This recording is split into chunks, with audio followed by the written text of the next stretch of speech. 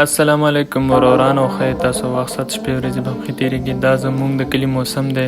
دا ټیم خلکو غنم ریبدلي وو پټو کې ایښي وو چې باران والي چې لانده شوي وو لږ چې وچ شي ترشلو والا نه وهل موږ چې تاسو ته پکې ښایسته ویډیو جوړه کړو څه کتلی شئ دا وخت موږ سره اسماعیل هم و چې